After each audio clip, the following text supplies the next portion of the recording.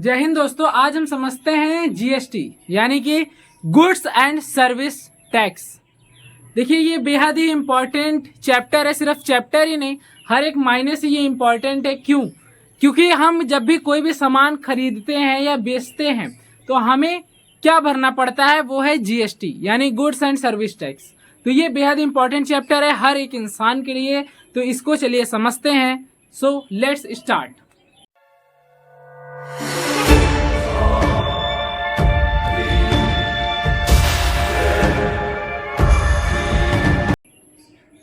सबसे पहली चीज जो जीएसटी के अंदर आती है कि जीएसटी का फुल फॉर्म क्या है, यानी कि गुड्स एंड सर्विस टैक्स। लोग यहाँ पर गलती क्या कर देते हैं कि गवर्नमेंट सर्विस टैक्स। नहीं भैया, गुड्स एंड सर्विस टैक्स है, गवर्नमेंट सर्विस टैक्स नहीं है। उसे आप कह सकते हैं कि गवर्नमेंट ये टैक्स लेती है तो आप इसे कह सकते हैं, लेकिन यहाँ पर गुड्स एंड सर्विस टैक्स है क्योंकि इसके अलावा भी टैक्सेस लेती है। जीएसटी जो होता है गवर्नमेंट सर्विस टैक्स, ये 17 फॉर्म में था। मीन्स कि देखिए टैक्स जो है वो दो फॉर्म में डिवाइड होता है, वो हम आगे बताएंगे कि कैसे। देखिए दो फॉर्म में होता है, एक डायरेक्ट और इनडायरेक्ट। तो जो इनडायरेक्ट टैक्स था वो टोटल 17 फॉर्म्स में था, उन्हीं को हटा करके क्या लाया गया, जीएसटी, जिसे हम कहते हैं गवर्नमेंट और सर्विस टैक्स। ये खरीद और बिक्री पर लगता है, यानी कि जब आप कोई चीज खरीदते हैं या बेचते हैं तो उस पर क्या लगता है, जीएसटी, जिसे हम कहते हैं गुड्स एंड सर्विस टैक्स। नगदी और सर्विस पर ये हमारा जो टैक्स है वो लगता है। ठीक, उसके बाद जो हमारी पहली चीज निकल कर आती है कि ये सबसे पहले कहाँ पर लगा था। गुड्स एंड सर्विस टैक्स सबसे पहले चलना कहाँ से स्टार्ट हुआ था, तो वो था हमारा भैया फ्रांस। जो फ्रांस था हमारा वो सबसे पहले स्टार्ट हुआ था, यानी जो फ्रांस है वहां पर सबसे पहले स्टार्ट हुआ था क्या, टैक्स लेना, यानी कि government goods and service tax लेना वहां पर स्टार्ट हुआ था। उसके बाद जो हमारे इंडिया में चल रहा है, जो हमारे इंडिया में चल रहा है वो है कनाडा मॉडल, यानी कि कनाडा में जो टैक्स चलता है उसी मॉडल पर हम चल रहे हैं। बिल्कुल बिल्कुल पूरी तरीके से नहीं कहा जा सकता, लेकिन हाँ उसी तरीके का जो कनाडा में टैक्स का मॉडल है जीएसटी का, वैसे ही हमारे यहाँ भी चल रहा है। उसके बाद आता है एसोसिएशन। किस एसोसिएशन के द्वारा ये बनाया गया था, तो ये कैलकर जो एसोसिएशन है उसके द्वारा बनाया गया था, यानी कि जो कैलकर समिति उसके द्वारा ही ये लाया गया था। उसके बाद जो है जीएसटी, ये टोटल 17 फॉर्म्स में डिवाइड है। जैसे मैंने पहले ही बताया कि 17 टैक्सेस को, इनडायरेक्ट टैक्सेस को हटा करके लाया गया है क्या, हमारा इनडायरेक्ट टैक्सेस को हटा कर क्या लाया गया है, हमारा जीएसटी, जिसे हम कहते हैं गुड्स एंड सर्विस टैक्स। फिर उसके बाद आता है अगर हम जीएसटी नहीं भरते हैं तो कितने साल की हमें जेल होती है, वो है टोटल 5 ईयर्स की हमें जेल होती है। उसके बाद आता है कि इसे पारित कब, गवर्नमेंट द्वारा, प्रेसिडेंट के द्वारा कब पारित किया गया था, वो है हमारा 8 सितंबर 2016। 8 सितंबर 2016 को लोकसभा राज्यसभा के पारित होने के बाद हमारे राष्ट्रपति जो थे उन्होंने इस पर साइन कर दिया था, और ये जो था पूरी तरीके से ये पारित हो गया, यानी कि फाइनल हो गया कि अब जीएसटी को आना है 17 तरीके के टैक्सेस को हटा, क्योंकि जीएसटी जो है ये इनडायरेक्ट टैक्सेस को हटा करके एक टैक्स लाया गया। यहाँ पर एक गलती और करते हैं कि वन नेशन वन टैक्स, वो इनडायरेक्ट के लिए है। इनडायरेक्ट टैक्स में वन नेशन वन टैक्स चलेगा, यानी जो इनडायरेक्ट टैक्स है उसमें ही सिर्फ एक टैक्स को लाया गया है, बाकी जो डायरेक्ट टैक्स है वो वैसे ही चल रहा है। तो वन नेशन वन टैक्स नहीं है, इनडायरेक्ट में अगर पूछे तब वहां पर एक टैक्स है, जो कि हमारा क्या है, जीएसटी है। उसके बाद जो हमारा ये लागू कब हुआ था, 1 जुलाई 2017 को इसे लागू कर दिया गया था, यानी पूरे कंट्री के अंदर गुड्स एंड सर्विस पर एक टैक्स ला दिया गया था। उसके बाद जो हमारा आता है कि किस आर्टिकल में इसके बारे में बताया गया है, वो है आर्टिकल नंबर 279 के ए में हमारा क्या बताया गया है, जीएसटी के बारे में बताया गया है। फिर हमारी जो नेक्स्ट ये आती है कि इसका कंट्रोल किसके हाथ में होता है, कौन सी जो संस्था है वो इसे कंट्रोल में रखती है, गवर्नमेंट ने किसे इसको सौंपा है इसका पूरा देखरेख करने के लिए, तो वो है हमारा जीएसटीसी, जिसे हम कहते हैं government and service tax council. यही जो है ये हमारे पूरे जीएसटी के टैक्सेस को देखती है कि कब, कहाँ, कैसे, कितना जो टैक्स लेना देना है, वो सारा काम कौन करता है, हमारा जीएसटीसी, यानी कि goods and service tax council. उसके बाद इसके अंदर कितने मेंबर लाए गए हैं, हमारे 33 मेंबर्स लाए गए हैं। कितने मेंबर्स, 33 मेंबर्स लाए गए हैं। और ये जो मेंबर्स हैं यही सारे काम को करते हैं। किसके अंदर? जीएसटी के अंदर, जीएसटी के अंदर। और जीएसटीसी के अंदर 33 मेंबर्स ही हैं, जैसा मैंने बताया। एक होते हैं हमारे फाइनेंशियल मिनिस्टर यानी कि वित्त मंत्री, फिर होता है हमारा स्टेट मिनिस्टर। जैसे सभी राज्यों की एक राज्य प्रमुख होती है ना, सभी राज्यों की, जो कि केंद्र के द्वारा बनाए जाते हैं, जो कि जिसे हम जो कि इस समय अनुराग ठाकुर हैं। तो एक वो हो गए। 28 हमारे कौन हो गए? जो स्टेट के फाइनेंशियल मिनिस्टर। ये तो केंद्र के यानी पूरे कंट्री के हो गए। ये स्टेट के जो फाइनेंशियल मिनिस्टर हैं, ये मतलब कि हर एक स्टेट के एक एक फाइनेंशियल मिनिस्टर एक होते ही हैं। सारे स्टेट्स के फाइनेंशियल मिनिस्टर को इसके अंदर रखा गया है। 3 हमारे केंद्र शासित प्रदेश हैं जहां पर इलेक्शंस होते हैं, क्योंकि जो एरिया में बड़े हैं, जैसे कि हमारा जम्मू एंड कश्मीर, दिल्ली हो गया, पौंडीचेरी हो गया, यहाँ पर इलेक्शंस होते हैं। तो जहाँ पर इलेक्शंस होते हैं वहाँ पर फाइनेंशियल मिनिस्टर रखना होगा, और जहाँ पर नहीं होते हैं वहाँ के तो हमारी वित्त मंत्री निर्मला सीतारमण जी तो हैं ही।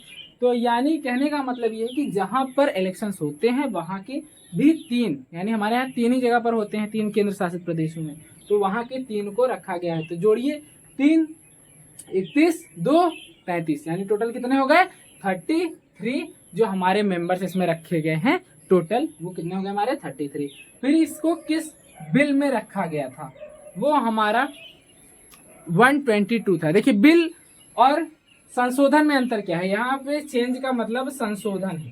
संशोधन यानी कि संविधान के किस संशोधन के में इसको बताया गया है, तो वो है 101। लेकिन किस बिल में रखा गया है? देखिए पहले इन दोनों का मतलब समझिए। बिल यानी कि जब कोई भी प्रस्तावना पारित होने के लिए लाई जाती, वो क्या है? बिल है। तो जो भी बिल आ रही है, अब जरूरी थोड़ी है कि हर बिल पास ही हो जाए। तो जो बिल आया अगर वो नहीं पास हुआ तो वो कैंसिल हो जाता है।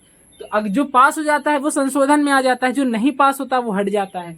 तो आर्टिकल नंबर जो संशोधन 100वां हमारा हुआ था, उसके बाद 101वां लाया गया, फिर 102 लाया गया, ऐसे ऐसे करते करते 121 तक आया।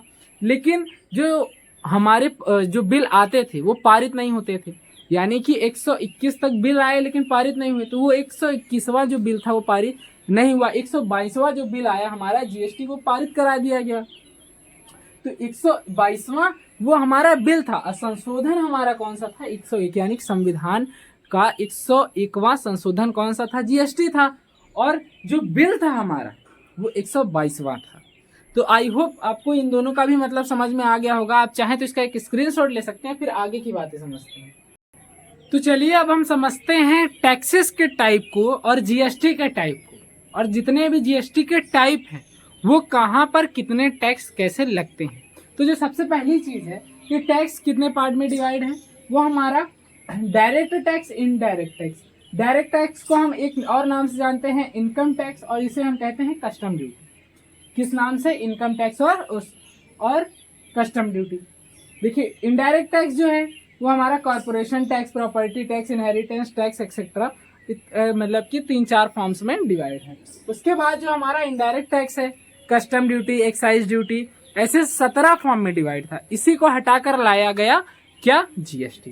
देखिए जीएसटी अब कितने प्रकार की होती है? जीएसटी हमारा एक होता है सीजीएसटी, यानी कि central goods and service tax.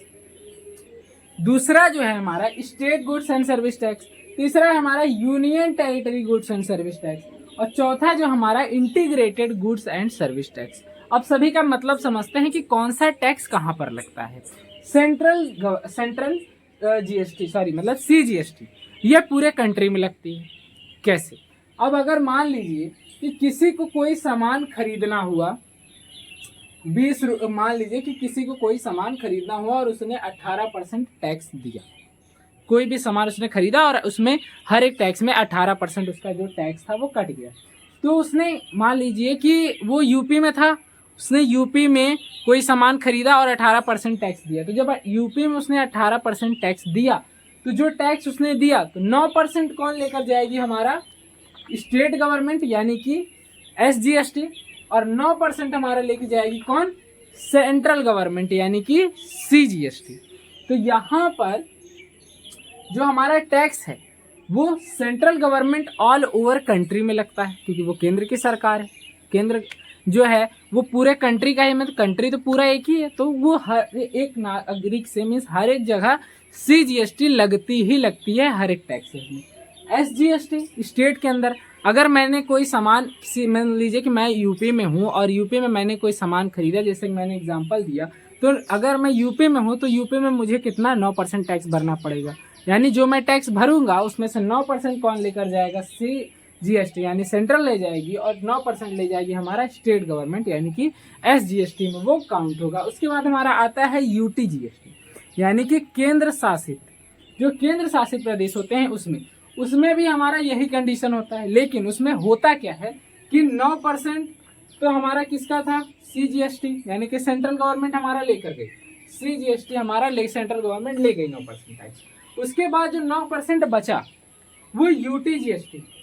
एक दो कंडीशन होती है, कुछ स्टेट ऐसे होते हैं जहां पर विधानसभा है, जहां मतलब कुछ ऐसे स्टेट नहीं, यूनियन टेरिटरीज हैं जिनकी विधानसभा है, तो जिनकी विधानसभा है तो वो अपना 9% टैक्स रख लेते हैं, लेकिन जहां पर नहीं है वो सेंट्रल लेके जाती है, क्योंकि केंद्र शासित प्रदेशों का पूरा काम कौन करती है, सेंट्रल गवर्नमेंट करती है, तो वो उसका पैसा कौन लेकर जाएगी, सेंट्रल गवर्नमेंट लेकर जाएगी। उसके बाद जो हमारा सबसे मेन चीज है जो नहीं समझ में आती है लोगों को, वो है IGST। कौन सी GST, IGST, जिसे हम कहते हैं इंटीग्रेटेड GST। किस नाम से जानते हैं, इंटीग्रेटेड GST। तो ये कहाँ पर लगता है, अब एक एग्जांपल लेते हैं कि कोई सामान है, कोई भी सामान है, किसी का भी एग्जांपल लेते हैं कि कोई सामान है वो हमारे बिहार में मैन्युफैक्चर हुआ, बिहार में मैन्युफैक्चर हुआ और बिकने के लिए गया कहाँ, MP में। बिकने के लिए कहाँ गया, MP में, यानी कि मध्य प्रदेश में वो बिकने के लिए गया। मैन्युफैक्चर कहाँ पर हुआ, बिहार में हुआ। बिहार में हमारा क्या हुआ, सामान मैन्युफैक्चर हुआ यानी मेड हुआ, बना वहाँ बिहार में हमारा सामान बना। अब बिहार में सामान बना और बिका कहाँ पर, MP में।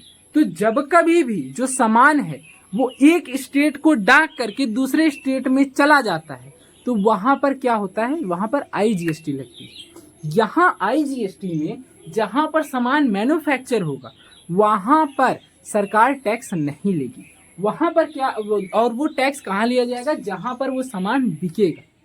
अब इसको रखा किस लिए गया, क्योंकि देखिए बिहार में तो ऑलरेडी सामान मैन्युफैक्चर हुआ, तो जहां पर सामान बना वहां के लोगों को तो ऑलरेडी रोजगार मिला, एम्प्लॉयमेंट मिली, तो बिहार को क्या मिल गया, एम्प्लॉयमेंट मिल गई। अब ये जो सामान बिका यानी कि वहां से गया MP में, अगर मान लीजिए जो टैक्स था वो हमने बिहार को ही दे दिया, तो जहां पर बिकेगा उसे तो कुछ नहीं मिलेगा, तो वो तो मना कर देगा भैया कि हमारे यहाँ मत आइए। तो इसीलिए सरकार ने बिहार में अगर सामान बन रहा है और बिक रहा है मध्य प्रदेश में, तो वहां पर जो मध्य प्रदेश है वो टैक्स अपना लेकर जाएगी, यानी कि 9% हमारा सेंट्रल ले जाएगी, 9% हमारा स्टेट लेकर जाएगी। सेंट्रल गवर्नमेंट पैसा ले लेगी और 9% जहां पर बिका उस स्टेट को दे देगी कि भैया ये है आपका 9%, ये लो आप रख लो। ये चीज होती है। अब अगर जो सामान था वो बिहार में बिक जाता है तो बिहार को ही मिल जाएगा उसका टैक्स, लेकिन अगर स्टेट डाक जाता है, इन दैट कंडीशन अगर स्टेट डाक गया तो वहां पर इंटीग्रेटेड GST लग जाती है, वहां पर वो जो टैक्स है वो सेंट्रल लेके जाएगी और 9% जिस जहां पर बिका है उसे दे देगी, 9% खुद रख लेगी। ठीक, और GST सिर्फ 18% नहीं, हर एक जगह 4 प्रकार की ये जो टैक्सेस होते हैं डिवाइड होते हैं, आगे हम उसको भी बताएंगे। तो सिर्फ जरूरी नहीं है कि 18% लगी, ये थर्ड टैक्स है, मीन्स कि 18% जो है ये तीसरे नंबर का टैक्स है। इससे पहले 12 लगता है, फिर 5 लगता है और एक हमारा 26% टैक्स लगता है। तो इसके बाद कंडीशन क्या क्या है, किन किन कंडीशन पर GST लगता है। पहला आपका कि 20 लाख के ऊपर की इनकम होनी चाहिए, इनकम या आपका इन्वेस्टमेंट कुछ भी हो। अगर आपने 20 लाख रुपए किसी में भी लगा दिया तो वहां पर आपको क्या देना है, GST यानी कि गुड्स एंड सर्विस टैक्स। अब आपको चाहे प्रॉफिट हो रहा हो चाहे घाटा हो रहा हो, इससे किस सरकार को कोई लेना देना नहीं। आपको घाटा हो रहा हो आप फिर भी भरिए, आपको प्रॉफिट हो रहा हो आपको फिर भी भरिए। तो जो 20 लाख के अगर आप अंदर आ गए, 20 लाख वाली कैटेगरी में अगर आप आ गए तो आपको GST भरनी पड़ेगी। उसके बाद आता है इंटर स्टेट। अगर आप किसी भी सामान को इस स्टेट से दूसरे स्टेट में लेकर गए, अब भले ही वो 50 पैसे का ही सामान क्यों ना हो, तो वहां पर GST लग जाएगी, वहां पर GST लगनी ही लगनी है। तो ये जो इंटर कास्ट वाला सिस्टम है, इसमें ये है कि अगर आप इस स्टेट से दूसरे स्टेट में गए, अगर आप स्टेट क्रॉस किए तो वहां पर जीएसटी लग जाएंगे। उसके बाद हमारा आता है ऑनलाइन यानी ई कॉमर्स। जो ऑनलाइन सिस्टम है, जैसे जोमेटो हो गया, स्विगी हो गया, तो आप कोई भी चीज़ अगर ऑनलाइन मंगाते हैं, ऑनलाइन जैसे शॉपिंग करते हैं मीशो पर, फ्लिपकार्ट पर, तो अगर जब आप उस पर शॉपिंग करते हैं तो जो अगर अपने 1 रुपए का भी सामान लिया तो वहां पर भी जीएसटी लग जाएगी। यानी ऑनलाइन शॉपिंग पर, ई कॉमर्स पर आपका जो जीएसटी है वो लगना ही लगना है। जीएसटी इतने जगहों पर लग जाता है, 3 ही कंडीशन इसकी होती है। तो आई होप आपको इतना समझ में आया होगा। आप चाहे तो स्क्रीनशॉट ले सकते हैं, फिर इसके आगे का समझते हैं। Input and output tax. Input and output tax GST के अंदर यही आता है। ये क्या होते हैं, इसके लिए हम एग्जाम्पल लेते हैं। मान लीजिए कि नीरज नाम का आदमी है, उसने 200 रुपए का कोई सामान खरीदा। कितने का? 200 का सामान खरीदा, और उसमें उसने टैक्स भरा कितना? 20 रुपया। और उसने फिर 250 में उसी सामान को बेचा, 250 में उसी सामान को बेचा। अब इसका 10% निकालिए, कितना हो जाएगा? 25 रुपए। ठीक, कितना हो जाएगा? 25 रुपए। कितना हो जाएगा हमारा? 25 रुपए। तो यहाँ पर ये जब 200 का सामान खरीद रहा था तो क्या हुआ, इसने जो 200 का सामान खरीदा था उसका 20 रुपए आ गया, और जब 250 में बेचा तो उसका टैक्स कितना? 25 रुपए हो गया। तो यहाँ पर पूरा 45 रुपए पूरा टैक्स नहीं भरना है। यहाँ पर ये जो 25 रुपए आया है इसको माइनस कर देना है। किससे? जो 20 रुपए आया था। यानी कि हम गवर्नमेंट को ऑलरेडी 20 रुपए दे चुके हैं, तो हम 50 रुपए का जो प्रॉफिट ले रहे हैं उसमें भी गवर्नमेंट का तो हक है। तो जब उसमें गवर्नमेंट का हक है तो जो हमने 20 दिया था उसको उसमें से घटा दीजिए। कितना बचा? 20 तो हम ऑलरेडी दे चुके हैं ना। ऐसे देने लगेंगे तो व्यापारियों का क्या होगा? उनका तो भट्टी बैठ जाएगी।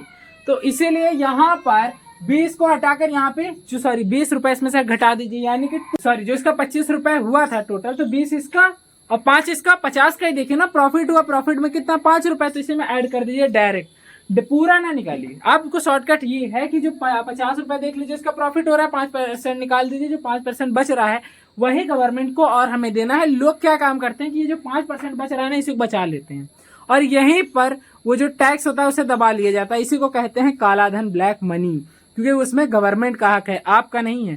तो यहाँ पर ये जो 5 रुपए है इसी को लोग बचा कर रख लेते हैं, वही किस फॉर्म में हो जाता है? ब्लैक मनी के फॉर्म में हो जाता है।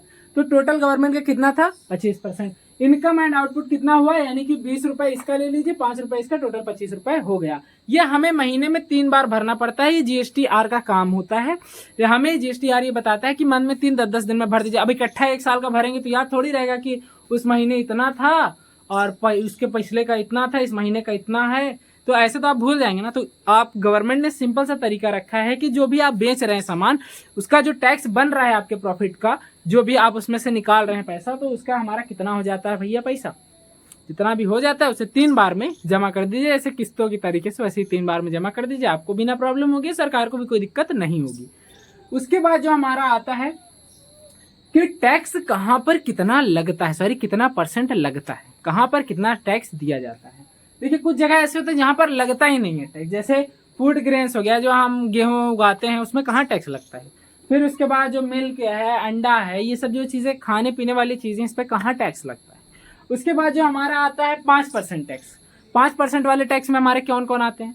5% वाले टैक्स में हमारा आता है शुगर, कॉफ़ी, चाय, ये भी जो चीज़ें हैं, चीनी, बिस्किट्स हो गए, इन सब पर क्या लगता है? हमारा जीएसटी लगता है 5%। उसके बाद हमारा आता है बटर, घी, मोबाइल। वैसे होते तो बहुत सारे हैं, लेकिन कितना लिखेगा कोई आदमी, तो इसीलिए यहाँ पर एक शॉर्ट फॉर्म में बता दिया गया है। आप इसको कहीं से भी सर्च करके देख सकते हैं कि किस कैटेगरी के अंदर कौन कौन सी चीज़ें आती हैं। मैंने बस अभी एग्जाम्पल लेकर बता दिया है कि इतनी चीज़ें आती हैं। फिर बटर, घी, मोबाइल एक्सेट्रा, इस 12% वाले के अंदर ये सब चीज़ें आती हैं। उसके बाद हमारा आता है सोप और इंडस्ट्रियल वर्क, जितने भी होते हैं वहाँ पर 18% टैक्स लगता है। हेयर कलर, ये सारी जितने भी चीज़ें होती हैं इत्यादि, ये हमारे 18% टैक्स में आते हैं। फिर लग्जरियस जितने भी चीज़ें हैं, जितने भी लग्जरी वाली चीज़ें, जैसे घर, गाड़ी, बंगला, ये सब चीज़ें जो भी हैं, ये कितने 18% टैक्स में आती हैं। उसके बाद हमारा आता है कि कहाँ पर टैक्स, जो टैक्स है यानी जो जीएसटी है, कहाँ पर नहीं लगता है, कहाँ पर जो गवर्नमेंट है वो अलग से टैक्स लगाती है। तो हमारी 4 चीज़ें हैं, पेट्रोल, गैस, इलेक्ट्रिसिटी और वाइन। ये हमारी 4 चीज़ें ऐसी हैं जहाँ पर टैक्स जीएसटी नहीं लगता। जहां पर हर एक जगह पर अलग टैक्स। जीएसटी के कहने का मतलब यह है कि जहां पर जीएसटी होगा, मीन्स के इंडिया के अंदर जीएसटी है तो पूरे कंट्री के अंदर एक ही टैक्स, मीन्स एक ही टैक्स होगा, एक ही रेट होगा हर एक प्राइस का। मान लीजिए कोई भी सामान है, मान लीजिए कोई फोन है, अब उस फोन का यूपी में जो प्राइस है वही प्राइस तेलंगाना में होगा, वही एमपी में होगा, वही महाराष्ट्र में होगा। लेकिन पेट्रोल जैसी चीजों में ये नहीं होता है। पेट्रोलियम जैसी चीजों में जो प्राइस है, जो बिहार में अलग होगा तो यूपी में अलग होगा, महाराष्ट्र में अलग होगा तो गुजरात में अलग होगा, असम में अलग होगा तो उड़ीसा में अलग होगा। तो यही कहने का मतलब है कि इलेक्ट्रिसिटी, गैस, वाइन और ये जो पेट्रोलियम चीजें हैं, ये जो दारू और जितने भी चीजें हैं, ये हर एक स्टेट में अलग अलग इसका जो एमआरपी है वो होता है, क्योंकि हर एक जगह पर अलग अलग हिसाब से टैक्स लगे होते हैं। जैसा टैक्स होगा वैसा प्राइस होगा, बेसिक सी चीज है। फिर आता है हमारा जीएसटीएन, यानी कि goods and service tax network. ये क्या काम करती है? जितना भी टैक्स दिया जाता है सारा ब्यौरा इसी के पास होता है। ये सब अगर आप ऑनलाइन पे देखेंगे तो जितने भी, अगर आपको कोई भी इंफॉर्मेशन चाहिए खुद से रिलेटेड, देखिए जो जीएसटीआईएन है, जो यानी कि जो जीएसटी इन है, यानी कि goods and service tax identification code, ये जो कोड होता है अगर आप इसको डालेंगे जीएसटीएन पे तो पूरा आपका ब्यौरा दे देगा। ये मैंने आगे पीछे लिख दिया है, बट आप ऐसे समझ जाइए, मैंने बता दिया है कि जो जीएसटीएन है ये कोड होता है, और इस कोड को इस वेबसाइट पे डालेंगे तो आपका टोटल जो इन्फॉर्मेशन है वो निकल कर आएगी। कहने का सेंस ये है कि जितना भी जीएसटी को लेकर इंफॉर्मेशन है वो हमारे जीएसटीएन के पास मौजूद होता है। तो गुड्स एंड सर्विस यानी कि जीएसटी से लेकर जीएसटी से रिलेटेड सारी टॉपिक्स को मैंने बता दिया है। मिलते हैं किसी नेक्स्ट वीडियो में किसी नेक्स्ट टॉपिक के साथ, तब तक के लिए जय हिंद, जय भारत।